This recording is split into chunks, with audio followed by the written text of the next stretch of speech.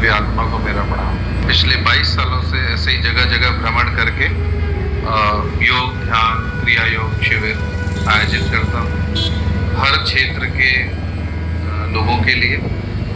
और हर क्षेत्र के लोग मतलब प्रोफेशनल्स, एजेड पीपल, स्कूल के बच्चे, teachers, corporates, diplomats, doctors, scientist, इन सब पर मेरी रिसर्च चल रही थी।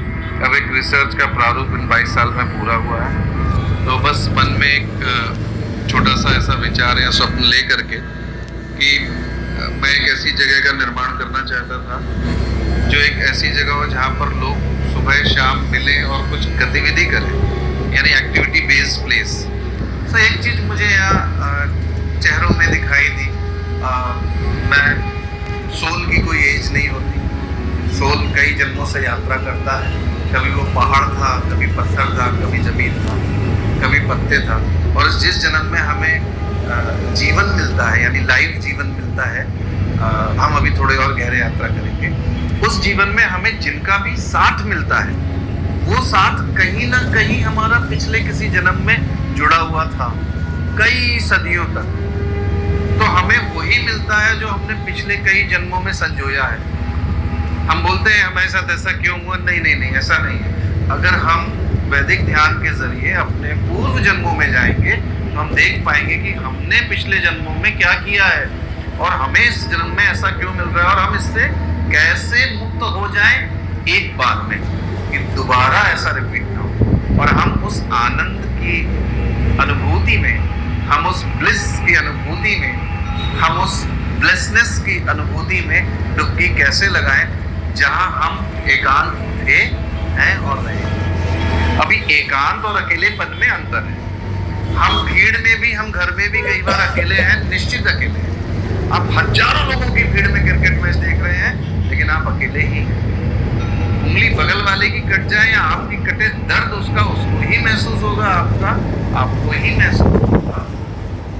बशर्ते एक दूसरे की हम हेल्प कर सकते हैं, एक दूसरे को हम सपोर्ट कर सकते हैं।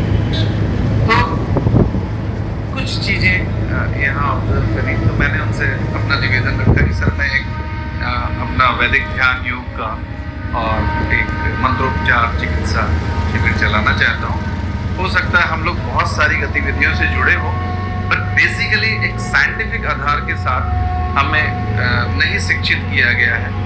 मैं ब्राह्मण परिवार से 1976 में जन्म हुआ और हर प्रकार के वेद उपनिषदों से हम बचपन में 4 साल की उम्र में गुजार दिया गया, क्योंकि हम लोगों का शास्त्रीय पेशा था। पेशा क्या था? शौक था।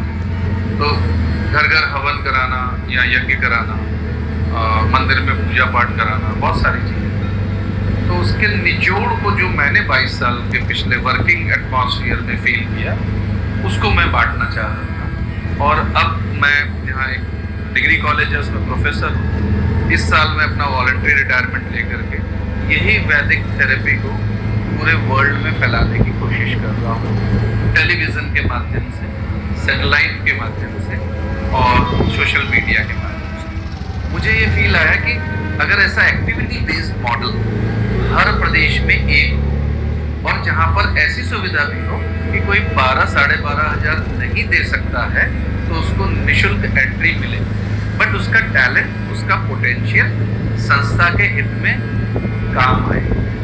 कोई पेंटर है, कोई अच्छा डॉक्टर है, कोई अच्छा राइटर है, कोई अच्छा पोएट है, कोई अच्छा डांस कर सकता है, कोई अच्छा ढोलक बजा सकता है, तो वो एक्टिविटीज़ में यूज हो, ताकि एक दूसरे के सहयोग में, एक दूसरे के जीवन की यात्रा में हम आनंद का सहयोग कर सकें। दुख तो हमें वैसे ही बहुत मिला है। दुख से तो मैं इस उम्र में भरा हूँ, पता नहीं आगे क्या होगा।